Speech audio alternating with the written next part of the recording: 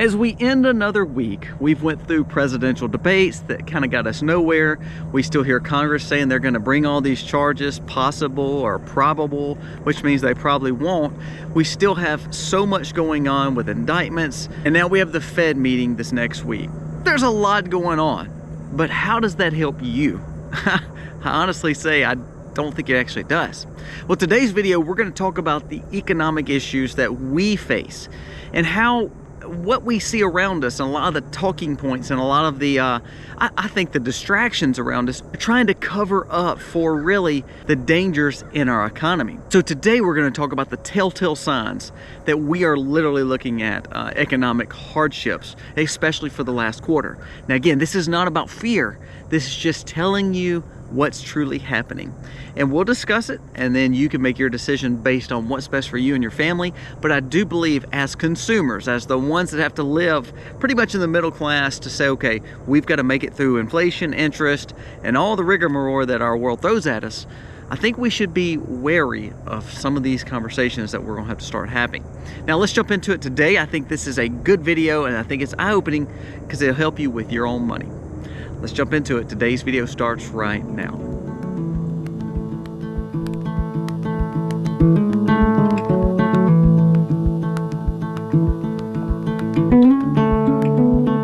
Hey guys, welcome to the Max. Thank you so much for being here today.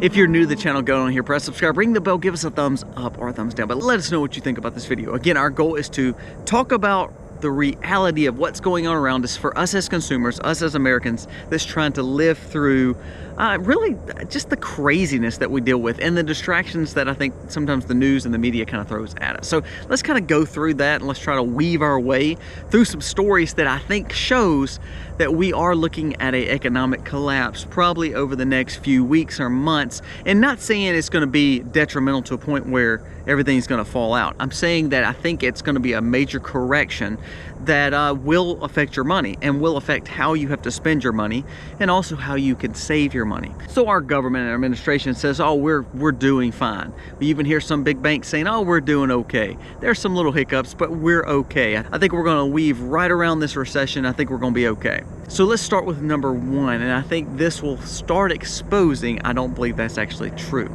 So number one, many commercial businesses are struggling. Story that came out that Walgreens is closing around 150 stores. CVS is having thousands of people laid off. T-Mobile just came out and said they plan to cut 5,000 jobs from their workforce. Dollar Tree is seeing some sales dips.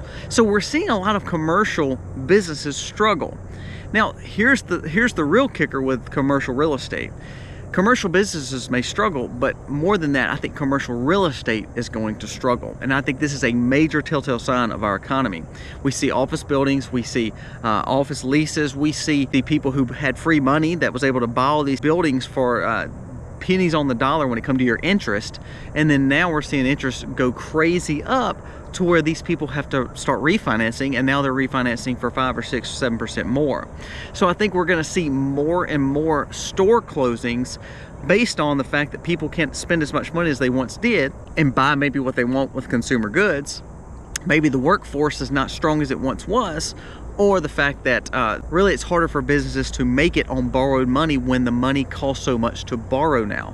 So number one simply is saying, okay, commercial businesses and commercial real estate, they depend on consumers to spend money. Well, when consumers are not spending money and it's harder to borrow money at a lower rate, I think you're going to see more struggles with commercial businesses and commercial real estate, which is showing telltale signs that the economy is not doing as strong as it needs to.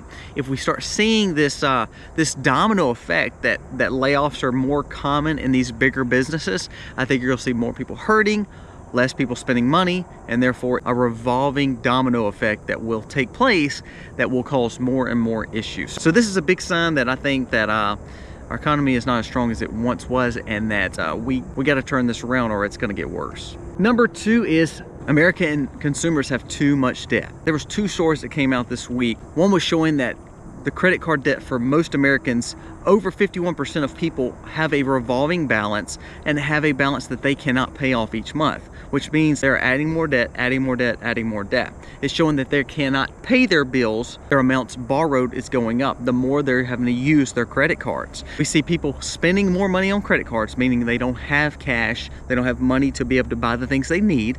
Then all of a sudden we see the interest rates climbing. We see the fact that people are being more delinquent about paying their bills on time, or they can't pay the whole amount off per month. It's a snowball effect. You're going to see this debt just keep piling up. So Americans have more than $1 trillion on simple credit card debt. And think about it.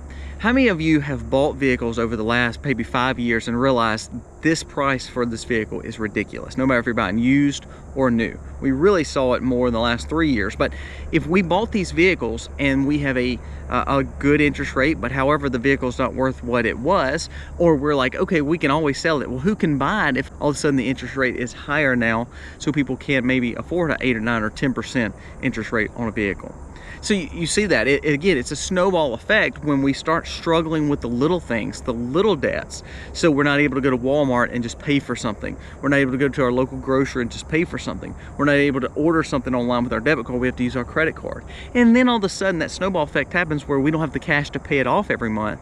That is a telltale sign that the economy is struggling. That's a telltale sign that the consumers are struggling. What goes back to number one, our economy makes it with people spending money, no matter if it's debt or their own money. Well, if people are having to borrow more, they can't pay as much, maybe their jobs are struggling or they're worried about their jobs. Number one and two kind of go together. If the consumers are spending a lot more than they have, it's going to put them in a restraint before long. If the consumers can't buy the goods from the store, it's going to cause the commercial businesses to struggle over time. These two kind of go hand in hand, and you're going to see a struggle there because too much money has been borrowed. They want the convenience of buying something when they want it versus when they need it. And then also we see businesses doing almost the exact same thing. Really sadly, we're seeing our government do the same thing.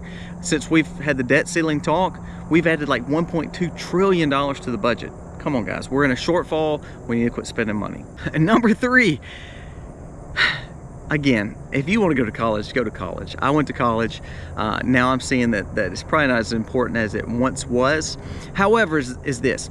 If you can't afford to go to college and pay $200,000 or $150,000 or $100,000 or $500,000, whatever your student loans are, if you can't afford to go to college and pay your student loans, it probably is not wise for you to go to college.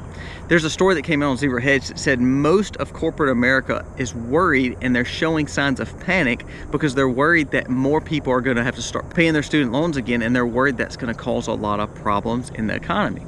Well, sadly, why did we ever think that we didn't have to pay our loans back? That's first and foremost. And then it shows if people are struggling to pay it off, that means their college may have not been worth going to if they put up this amount of debt and really they don't have a job that can afford to pay for the debts of college or the goods that they want. Do you get what I'm saying? So if we were worried about paying our debts, then we probably should have never went to that college in the first place, or we should have had a better budget to say, okay, we've got to pay our college off first, then worry about buying the home or buying whatever it is that we're wanting. When corporate America says their workers are struggling because they can't buy the things, they have more debts, and they can't even pay their credit card debts, that is a telltale sign that the economy is not as strong as it needs to be.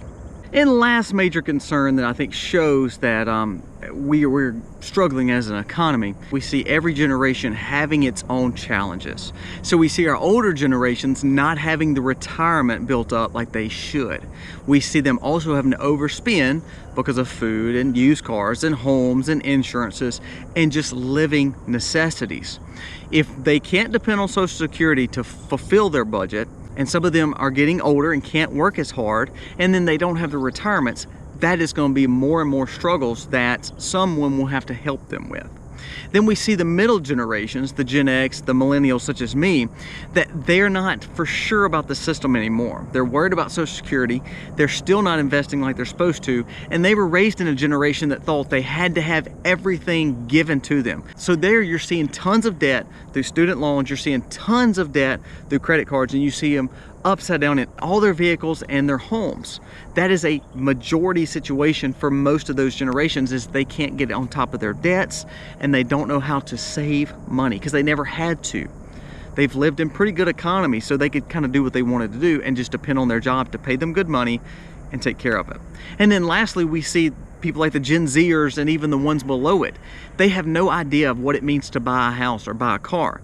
They think that, you know, it's supposed to be given to them. They've been taught more of socialist mentalities. I was talking to a Gen Zer the other day, and he said, there's no way I'll ever be able to buy a house because I can't buy the land, or I can't afford to build, or I don't even have 20 or 30% down to put on a mortgage and then to have an 8% 30-year fixed rate.